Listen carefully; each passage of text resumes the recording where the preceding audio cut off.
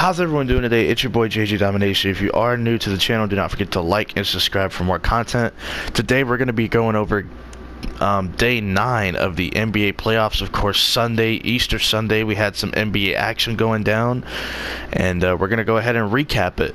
So we're going to be starting off first with the Boston Celtics versus Indiana Pacers series. The Boston Celtics bring out the broom. They were able to complete the clean sweep 4-0. Boston does advance to the second round of the Eastern Conference playoffs. They were able to win 110-106. Credit to Indiana, though. Every game that they've lost, and of course they lost all 4 of these games, they've been close. They haven't lost a game by double digits, so they've been in every game basically. They just weren't able to really close out the games, which, you know, with your best player not in the lineup, it's going to be hard to figure out who's that next guy to close. But granted, they had 4 games to figure that out. But anyway, credit to Indiana. They made it this far without their best player. Speaks volumes to how well they've been.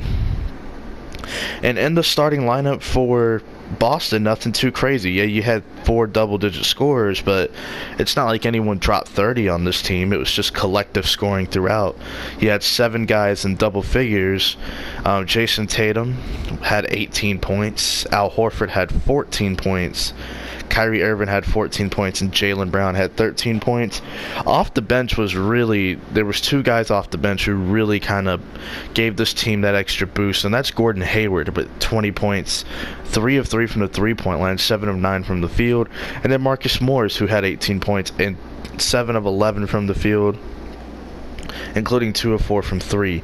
As a team, the Celtics shot 46% from the field and 39% from 3. Meanwhile, we look at the other side, the Pacers. They had some guys that scored in double figures as well. About 5 players scored in double digits, and Bojan Bogdanovic led the pack. He had 22 points. Darren Collison went 19 points as well on 3 of 6 from the three-point line, and then Miles Turner with 13 points in there as well. And then off the bench, Tyreke Evans had 21 points, including 3 of 7 from 3, and then Domantas Sabonis chipped in with 14 points. However, the Pacers only shot 41% from the field and 36% from 3. So the better shooting team won that matchup. Boston, of course, they're going to advance to the second round of the Eastern Conference playoffs. The assumption is they're going to play Milwaukee because Milwaukee's up 3-0, and I believe tonight they have a chance to sweep. So we'll have to see, you know, what happens there. I think they will end up sweeping. So we'll get a rematch from the first round last year between the 2-seeded Celtics and the 7-seeded Bucks. Of course, last year that series went to 7. Granted, this Milwaukee team is a lot different, you know, in terms of some of the role players on this team, but also Kyrie Irving and Gordon Hayward weren't playing for the Celtics, so it's 2 completely different teams from last year playing. But of course, you know, like some of your main guys are still there, like Giannis and Chris Middleton are there. The only thing that really changed for them is they added Brook Lopez, Nikola Mirotic, and George Hill. Really, I mean, that's really the only changes, and Pau Gasol. And for Boston, they just get Kyrie and Gordon Hayward back. So it'll be interesting to see what happens in that series, but let's go to a different one. Let's go to Golden State versus the LA Clippers. The Warriors were able to win 113-105, so the Warriors have a 3-1 lead now in this series. This was a close game, and it was very good up until the last, 2 minutes when they just couldn't keep up. But Kevin Durant, 33 points in this game. He was 3 of 6 from 3, but the real story was Klay Thompson. You know, he started out the game really hot. I think he made his first 7 shots before missing, and he finished with 32 points, including 6 of 9 from 3. So Klay Thompson was absolutely killing it. Steph Curry struggled out there. I think it's fair to say 12 points, but he had 10 rebounds and 7 assists, so the boy almost had a triple-double, but he went 3 of 14 from the field. Draymond Green chipped in with 10 points, and Andrew Bogut, who, I gotta tell you, ever since he's been in the starting lineup, I just feel like the Warriors play better. 8 points, 10 rebounds, 7 assists. I don't know, 4 assists. I'm sorry, I was reading Steph's assist number. Andrew Bogut has been playing well, and he's not being asked to do a whole lot, but he's made some really good passes in this series, some good, you know, backdoor cuts, and he's been able to box out and rebound pretty well as well. Every game he's started, he's gotten at least 10 or more rebounds. The Warriors as a team, they shot 47% from the field and almost 39% from three. Meanwhile, we look at the other side. It was a career game for Shai Gilgeous-Alexander, the point guard. They run a lineup with 3 point guards on the court. Well, Landry Shamet's listed as a point guard. He's more of a shooting guard. And that's something we're going to get into here. The matchups. Doc Rivers, put JaMychal Green in the starting lineup. JaMychal Green, he only had 6 points, but he did hit a 3-pointer. And he was 1 for 2 from the field. So he did hit some free throws. But JaMychal Green, they added him to the lineup to match up with Kevin Durant, a guy that's, similar size, maybe not as fast, but he has the size advantage as well. And he's not like a slower player. Danilo Gallinari, they ended up putting on Andrew Bogut. They talked about that in the broadcast. Like, Gallinari has the height, not necessarily the strength, but, it doesn't expose Gallinari defensively. They put Patrick Beverley on Draymond Green because he's not really looking to score. He's looking to pass. Shamet, they put on Steph Curry, and then they put Shai Gilgeous-Alexander on Klay Thompson. Well, Shai Gilgeous-Alexander had 14 points in the first quarter, finished the game with 25 points, including 3 of 5 from 3. Patrick Beverley chipped in with 12 points, including 3 of 5 from 3. He also had 10 rebounds. Danilo Gallinari had 16 points, and JaMychal Green, we already talked about, only had 6 points. Off the bench, you would like Montrezl Harrell and Lou Williams to do more because they're asked to do more, basically. Lou Williams had 12 points, but he was only 2 of 10 from the field. Montrezl Harrell only chipped in with 10 points. They did shoot better from 3 than the Warriors, at 42%, but from the field, only 42.5%. So the Warriors technically shot the ball better. But it was a really good game. Definitely a really good game if you watched it. I was able to see most of the game. And it was very entertaining from start to finish. The Clippers, I thought they were going to pull it out for just a moment there. They were down by like 12 or 13 at one point. They closed the gap and they just couldn't finish.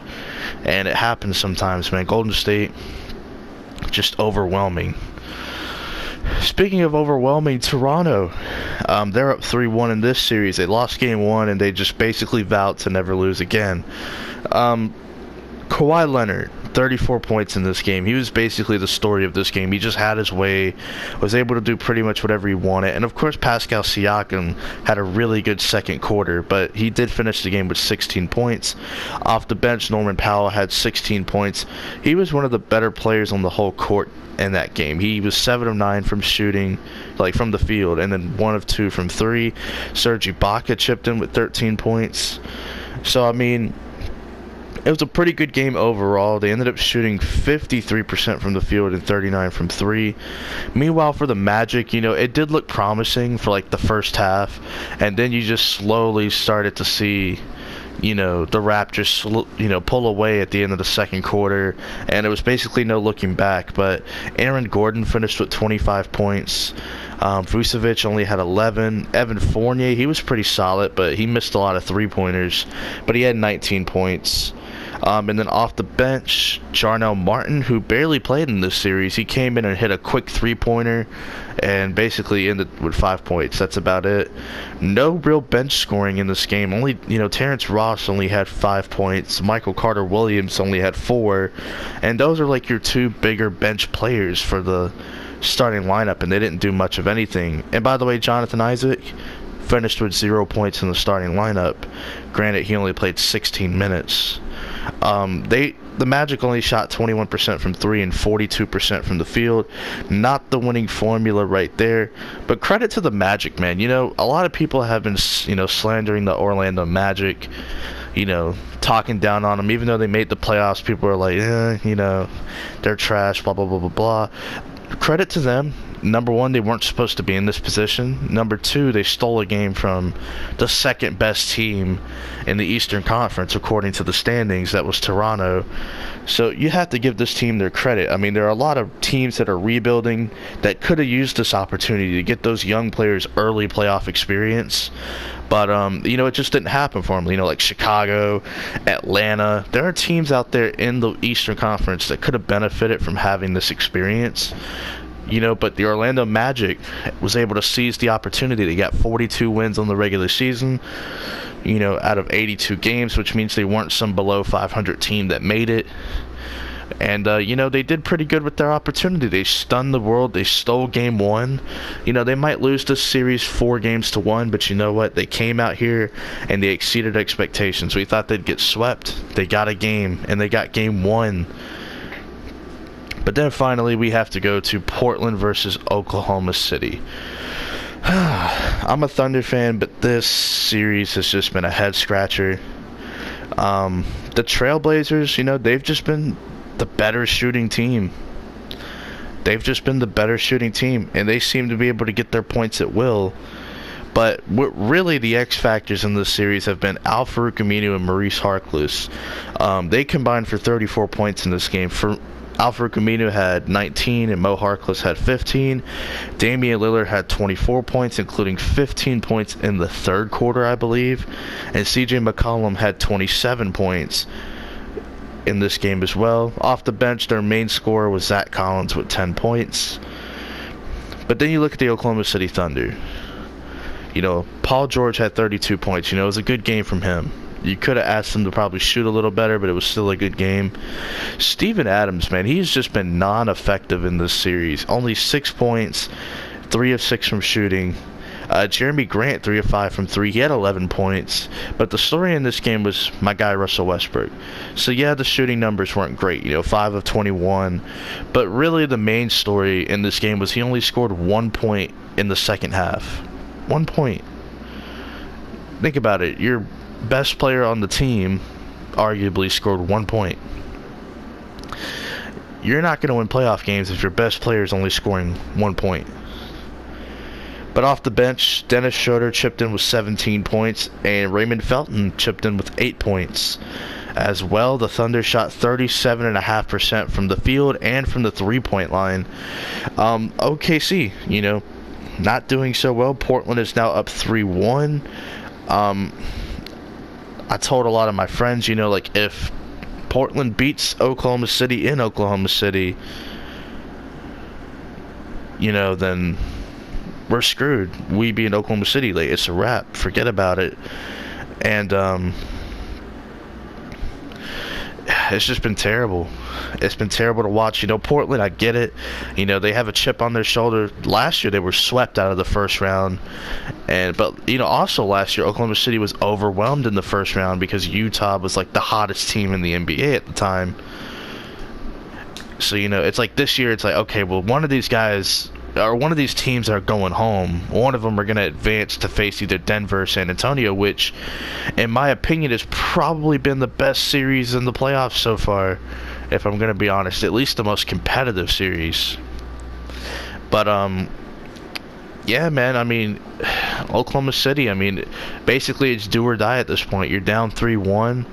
I don't see them winning 3 games in a row against, Damian Lillard and CJ. They're not going to allow that to happen. I can't see it happening. But if it did, that'd be crazy. But yeah, I think Oklahoma City's done. I think they're pretty much done. They could probably get another game or two, but I think it's over. But let me know down in the comment section, how are you feeling about the NBA playoffs? How do you feel about the results? Did it go the way you expected? I can go ahead and tell you in a couple of these series, I'm going to say no, it hasn't gone the way I expected. But let me know down in the comment section below, and I'll see you next time.